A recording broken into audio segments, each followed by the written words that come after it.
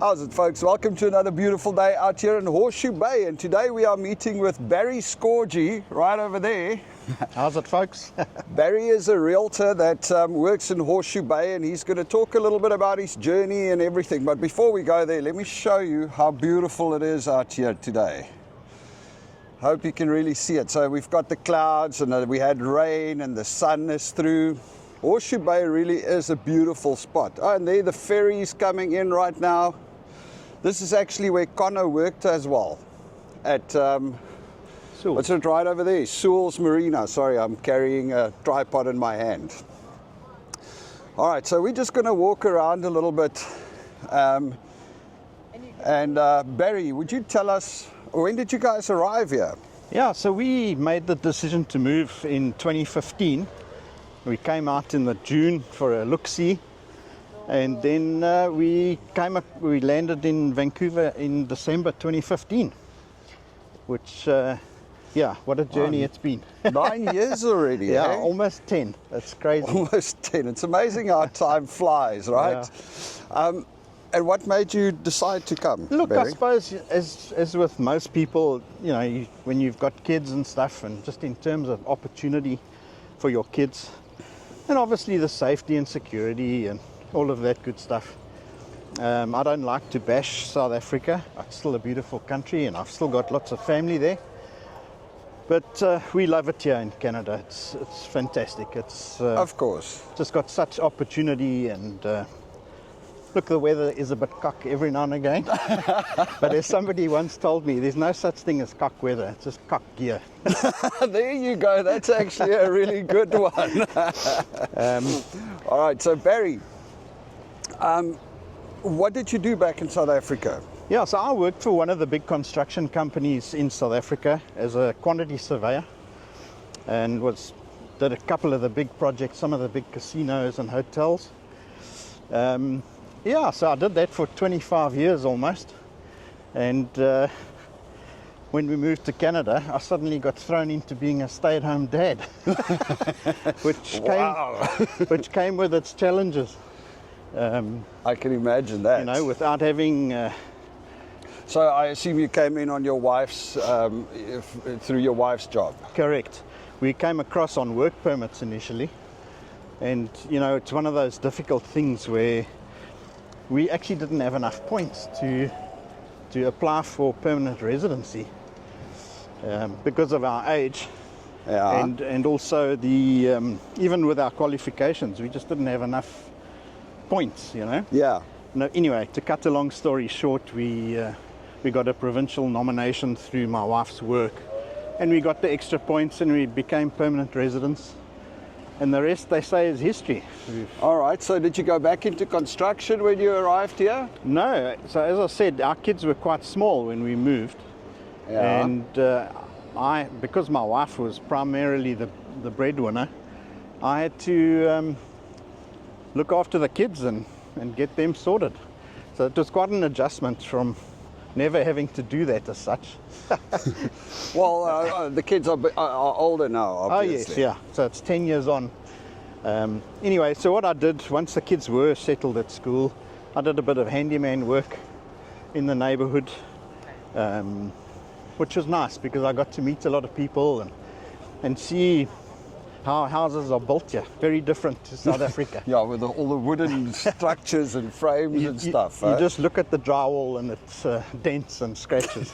So it is a bit different. So that's actually quite interesting. Handyman.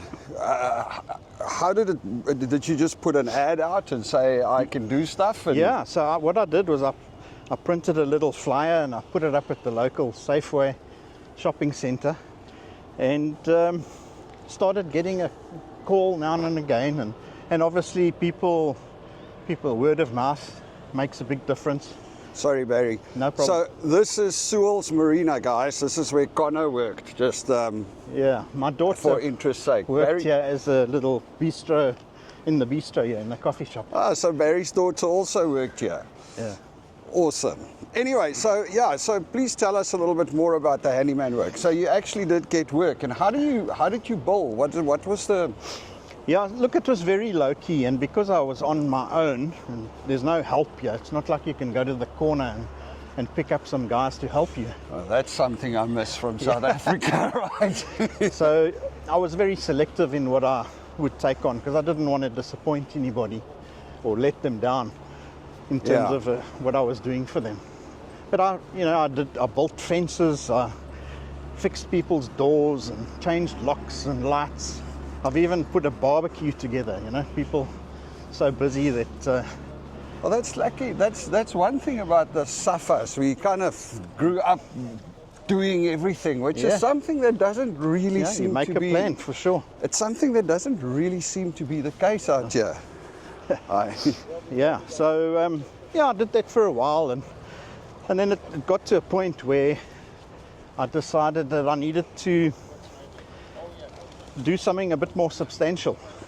Oh, yeah? So I started the journey of studying to become a realtor, which came with its challenges. Before we go there, though, Yes. I still have one important question about the handyman work, because there might be some other Saffas looking for stuff that can do that as well. How did you charge? What is the going rate for handyman, or what was it when you were doing it? Look, it's always it's a difficult one, because I sort of said, well, what would I be happy with? There's like a minimum wage in Canada, call it $17 to $20 an hour. Yeah. Somewhere around there. So I was charging like $45 an hour. Yeah. And look, obviously I would have to still get in my car and drive. No, of course. Drive to wherever. It needs to make sense. I mean, it's no point in doing it for free, right? Yeah, absolutely. I didn't charge a call-out fee, so it was purely hours on the job. Yeah. And at that stage, it was more just to keep me busy and my mind active, because it's quite difficult from having worked all my life to now all of a sudden being a stay-at-home dad and sort of not interacting with people. It's quite difficult. So that's also a very important thing, because I think that's something that screws with a lot of people's minds if they don't have jobs, is the fact that they sit at home and you just like in this strange country where you don't know a bunch of people and you park at home the whole day, and that's not good for your mind, right? No, it's very difficult, and people underestimate the impact and the sacrifice that either partner gives up for being a stay-at-home mom or dad. Of course, and giving up careers, and it's not easy. Exactly. And to get back into the working, what shall we call it? To get back into work in Canada is not super easy either. Yeah. Because a lot of people won't give you, unless you've got Canadian work experience. It's one of the stupidest things. Canadian work experience. It's really difficult. Work experience is work experience, man. And then one of the other things I did was I actually took a real entry-level job at Home Depot. Yeah. And that's one of the employers in Canada that a lot of new immigrants land up with, because it's, they're always needing people and it's no experience required. Okay. And it was actually a fantastic experience, because I got to meet such a variety of people from all corners of the world, and really good, humble, hard-working people just trying to survive and feed their family. And for me, that was an eye-opener. That's cool. Yeah, it was really good. Okay. Yeah. So, that's interesting. So the handyman job, if somebody's sitting at home and they're not doing anything, there is some possibility there to do something similar if you're good with your hands. It's not going to make you rich. You're going to meet a bunch of people, and you actually, but you do have an opportunity to earn some money. And I think the advice for somebody that would consider doing that is don't overcommit yourself. Yeah. Don't overpromise, Be straight with people and be on time, be punctual. And don't undercharge. Well, there's that, and don't overcharge either. I guess. People talk, and it doesn't matter whether you're in a wealthy area like West Van. People are still, they still count their coins. So Yeah. just because you live in a wealthier area doesn't mean, or you're working in a wealthy area doesn't mean that they're going to pay more necessarily. Ah, these chairs are wet. I wanted to say we could sit down here for a bit. Yeah. Anyway, we just keep on walking, I guess. Okay. Should we take a walk down the pier Yeah, there? let's go down the pier then. All right, so then after doing that for a while and working at Home Depot for a while, you decided to go into the realtor business. Correct. How does it work? What do you need to do to become a realtor in Yeah, Canada? so the first bit of a shocker was you have to get all your qualifications, what you have got, you have to get it sort of ratified to a Canadian equivalent through this WES program. You must have heard of it and seen it online. Yeah, we done the WES. Which It's was a bit pain of a in the mission, ass. Yeah. to say the least. And then the other big shocker was that I had to do an English test again, specifically for the real estate exam. Really? Yeah. I did not know that. So you had to do another English test, so not the one that you did wasn't good enough. No, because it expires after 2 years, can you believe it? Yes. Anyhow, after doing that, you enroll in the course, and look, I suppose if you really put your mind to it, you could do it in 6 months, I think. Yeah. Took me a bit longer because I didn't do anything over the summer. Wrote the exam, passed first time, which is great. And then there's quite a process of like almost like an internship or a training that you have to go through. They call it the applied practice course.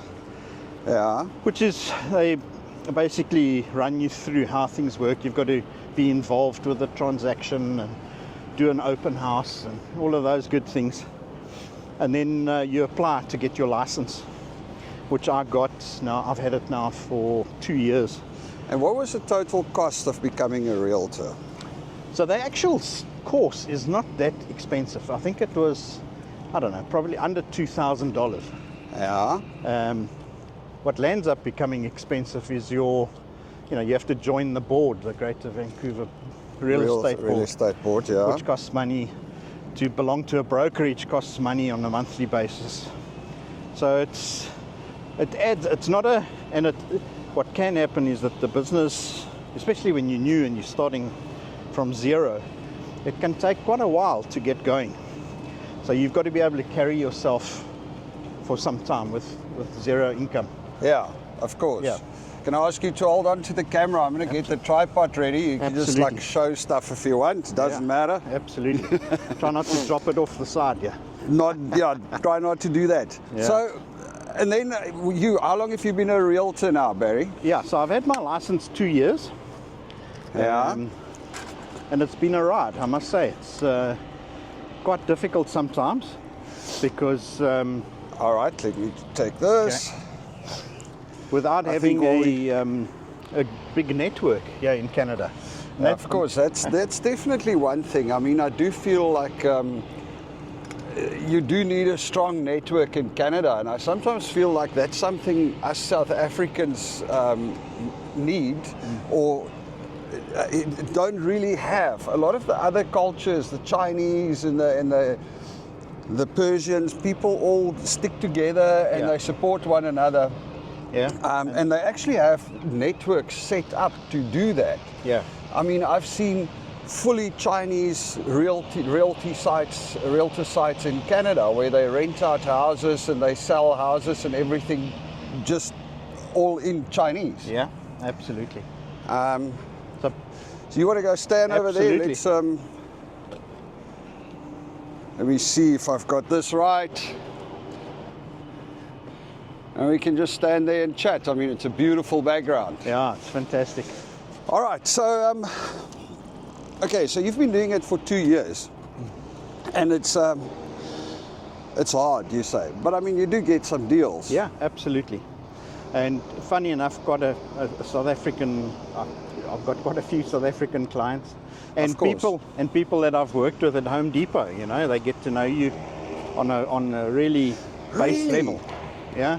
So that's interesting. So people that you worked with at Home Depot has become clients of yours as a realtor. Absolutely.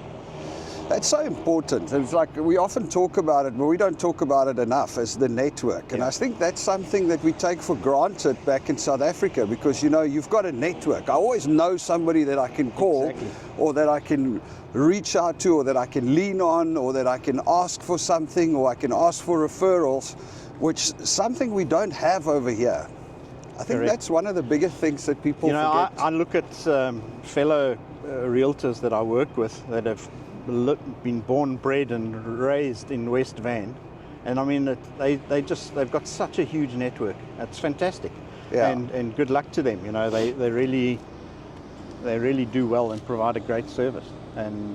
But you know, one always has these ideas of grandeur when you I'm gonna become a realtor. We're going to become a sell realtor. Hundreds of houses. We're going to hit it out the park. But it's actually, and it was quite a stark realization to me.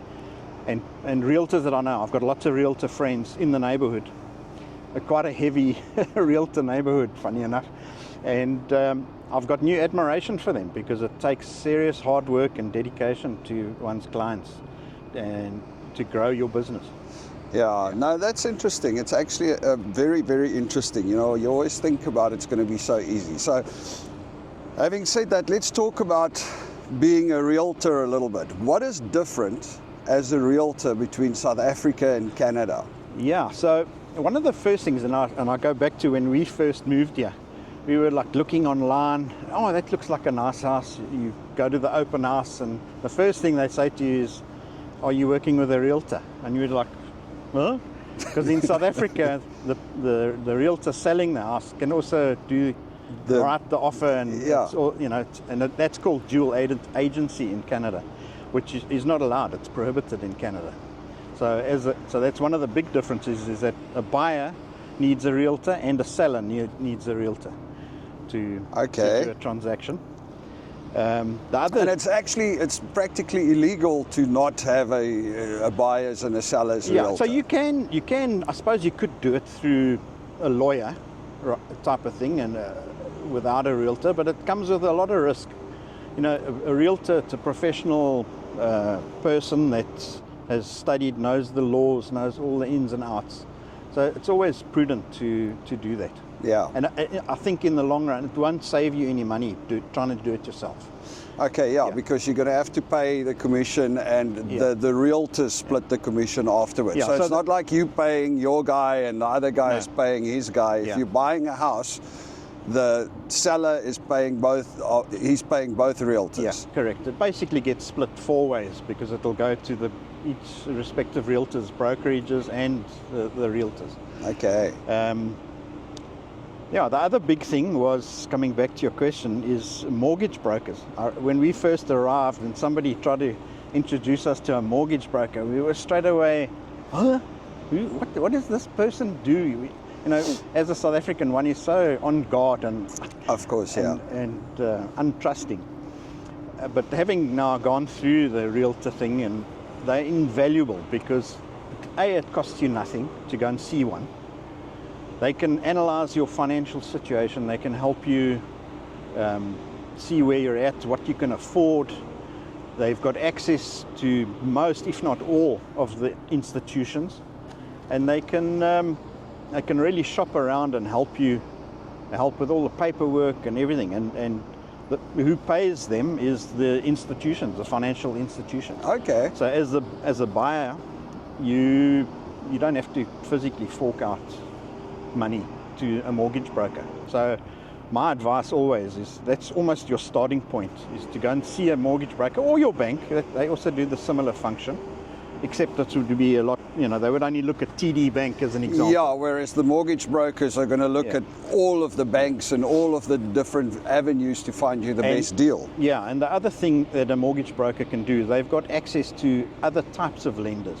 So if you've got your own business, as an example, and it's not, you don't get a monthly pay slip, you know, they can look into that and work out. Okay. You know, they can. Interesting. Yeah. And what else is different as far as buying and selling goes? Sorry, they're busy cleaning a boat over there. I hope we don't catch too much of that noise over there. Yeah, we shouldn't, I don't think. No, it should be fine.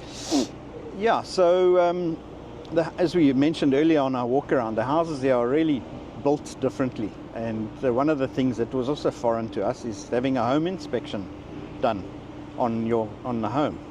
And it's actually a great thing. It costs, I don't know, anywhere from $300 to probably $1,000 depending on size. And it's a professional that comes in and evaluates toe to head of the house. The external envelope, the roof, the heating, all the mechanical systems, everything. And they give you a report. And what it does is it helps the buyer decide what's what. You know, is it something that he wants to pursue, or can he live with a roof that's 25 years old and got a few leaks? So it sort of prepares you for what's coming up if you decide to purchase that home. Yeah, that's actually very, very interesting. I mean, the house we're renting right now, obviously, I mean, if somebody were to buy that, it would be a good idea to have it inspected because, I mean, our whole wall collapsed. It's completely rotten on the inside. I had to seal it with silicone to just keep it together. Yeah. You know, because these houses are not built out of brick and mortar, there's a lot of stuff that can go wrong on the inside of the walls and everywhere, the floors and everything. I mean, wood and drywall gets old, I guess, right? Absolutely. What else? So the process is actually quite quick as well. It's not like in South Africa where you wait for the title office or whatever. The deeds office. The deeds office, and it takes 6 months to so this can happen like in 2 weeks. You can have a deal done. It's in your name. Wow. It's sorted. So that's also quite a difference, you know. That's interesting. And then the other thing is rentals. Yeah. It's like, I mean, in South Africa, you go to a realtor and you go, hey, I'm looking for a spot to rent. We tried it over here and they laughed at us, a lot of them. So interestingly, I have to have if I wanted to deal in rentals, I have to hold a different license or an additional license as a realtor. I can't engage in renting properties and things like that. At all. At all. So that's quite interesting. Yeah, the thing that blew my mind was, I mean, we went to realtors to go, hey, we want to rent a house. And they were like, sorry, we can't help you. We don't do it. We're not interested. Yeah.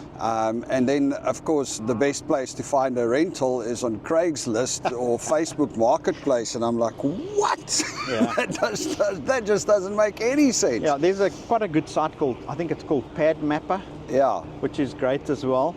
But yeah, there are lots of, you got to do your due diligence and check it out. It's not like there's a couple of scams going around. I mean, I've seen that what they're doing lately is they're like, oh, well, we've got this property. So some dude would go to some random open, empty property, advertise it for rent.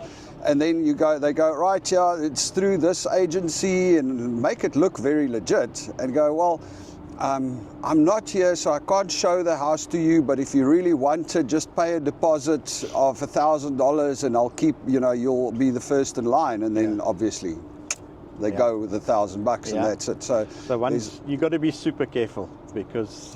well, what I always tell people, if anybody asks you to pay a deposit to hold something, be careful. Then walk away because they're just trying to nail you. Yeah. Anyway, all right, so that's Realtor, that's rentals.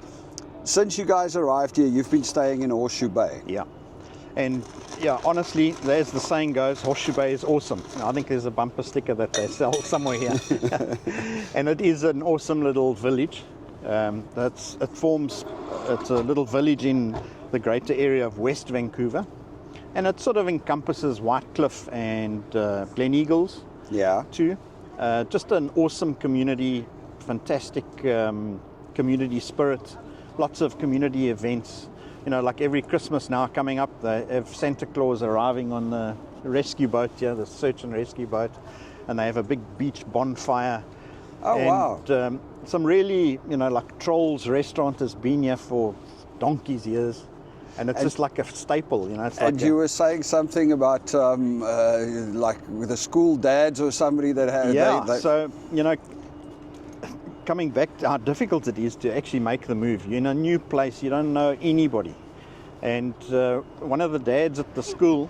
Whoops, somebody's just fallen down there. It's fallen down the ramp. Yeah, one of the dads at the school said, no, we have a monthly dad's pub night at the pub in Horseshoe Bay. And I've been going once a month for 10 years. And it's become, yeah, it's just awesome. Yeah, it's just, and you get to know all of the people around here, Yeah. and it's like well, building up your network, right? Absolutely. And, you know, lots of people, everybody's got dogs and walk around completely, very safe. Quite a busy little village too, because it's one of the 2 hubs of where you can get to all the other islands, and the Gulf Islands and Vancouver Island.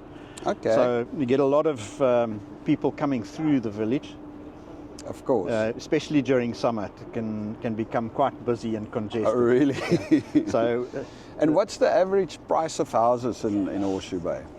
so I don't know if we can see that in the camera there. Oh, But, let's grab the camera and carry on walking a little bit, I guess. so this is a new development that was built, quite controversial, but very nicely finished. Yeah. I think you can get a 1-bedroom place for like 800 and almost 900,000, which is expensive. Wow. But it is quite cool, right? Yeah, look, it's got beautiful views, etc. And then I would say, you know, you'd still get a single freestanding home for about, I don't know, on the low side, probably 1.8 million, and then going up to into the 12, 15 million for these massive waterfront properties, you know. Yeah. Okay, so it's not the cheaper area of Vancouver. Yeah. But it's got a beautiful view. Does the ferry not like blow its horn every time it comes in? Yeah, you know, we're quite far up the hill there, and we hear that too. Okay, but does it blow it every time it comes in, or is it just So when there's people in the way? They normally blast one blow when they leave port. Yeah. And the one that always we laugh at is when we hear that burp, burp, burp, burp 5 times. Somebody that's in the way of the ferry. Some dumbass with a boat that's in front of the ferry. Exactly, yeah. And what's this hill? Is it like just nature, or is it? Yeah, so it's like there is a little private area there that had a house on it which burnt down about a year ago, I think it was. But there's actually quite a big communications tower on top of this hill. Yeah. And there is a unauthorized trail that you can climb up there, and you get fantastic views. It really is beautiful. I can imagine. But I think they've had quite a bit of vandalism sometimes, I suppose, and there's some cameras and stuff there, so you always feel as though you're doing something wrong when you go up there. But fantastic views from there. There's always a dumbass around that's going to try and vandalize stuff and spoil it for everybody else, it's mostly right? teenagers, I suppose. Yeah. And then on the other side of this hill is Whitecliff Park, which is a beautiful park as well. A nice swimming beach. So, Barry, I think we're going to call this one here, because we're actually going to go and do a drive around with Barry. He's going to show us the neighborhood, but that will be a separate video. Yeah. Any other last advice that you would want to give anybody that just moved here or that is thinking about moving here? You know, just speak to people. Reach out to myself, or even Coral is a huge wealth of information on just what life is like, you know, and speak to people. Do your homework. True. Yeah. I think that's a very important thing also, but it's not just on doing your homework, it's also about when you are here, like you joined the dad's thing at the pub. Yeah. People aren't going to come and find you at your house to become friends. Yeah, if you want to meet people and become friends with locals, you actually got to get your ass off of the couch and out the house and go and do stuff. Yeah. There's a lot of things happening around here. I make a point whenever I walk, I greet, regardless if I get greeted back. Oh yeah. Because, and it's amazing how responsive people are to that. And how oftentimes they stop and talk. I mean, I do it too. My kids hate it. They're like, but you don't know these people. Why are you talking to them? I'm like, well, you know, this is like the way of meeting people. And that's, I think the bottom line is, it's you got to do the work. You got to get out there and you got to speak to other people and meet them. And look, you're going to kiss a lot of frogs, I guess, but you're going to find the princess at some stage. Yeah, absolutely. You never know, and I think that's the key thing. Yeah. All right, guys. Great. Thanks for having me. Speak to you again soon. Yeah.